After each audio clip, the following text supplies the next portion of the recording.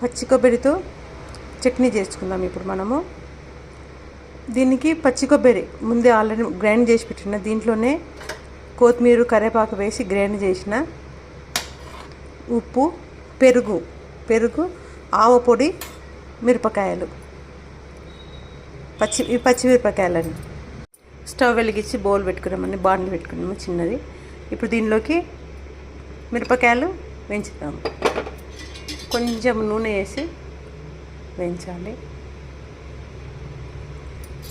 కొబ్బరిలో మాత్రము పచ్చిదే గ్రైండ్ చేస్తాం, అది వేయించాము. అది చేసే కొబ్బరి చట్నీ వేరే ఉంటుంది, ఇది వేరే ఉంటుంది. ఇది పచ్చిదే గ్రైండ్ చేస్తాము. ఇది కొంచెం చిటపట అని కొంచెం ఇది కావాలి. మిరపకాయలు వేయించినప్పుడు కొంచెం జాగ్రత్తగా ఉండాలండి, ఒక్కొక్కసారి అది చిట్టుమని పేలుతాయి. ఇంకా కట్ చేయాలి. ఇట్లా మనం రంధ్రం పెడితే అది చిట్టను.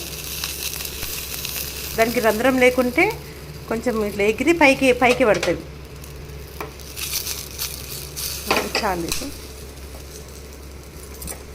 ఇవి దీనిలో వేసుకుందాం, గ్రైండర్లో వేసుకుందాము. దీంట్లోనే ఆవ పొడి ఒక స్పూన్, చిన్న స్పూన్ చాలు.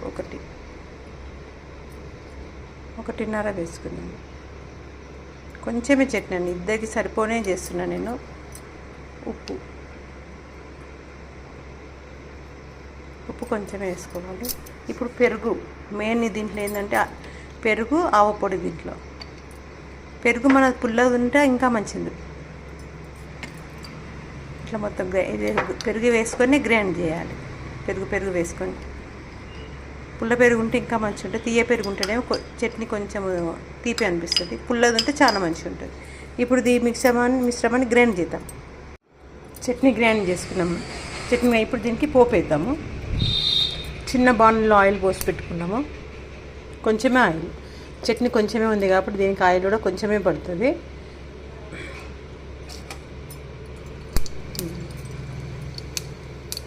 జీలకర్ర, ఆవాలు, ఎండుమిరపకాయలు, పచ్చిమిరపకాయలు, కరివేపాకు. స్టవ్ ఆఫ్ చేసి దీనిలో జీలకర్ర మెంతుల పొడి వేయాలి. పోయింపులో మనం జీలకర్ర మెంతుల పొడి వేయాలి. ఇప్పుడు దీనిలో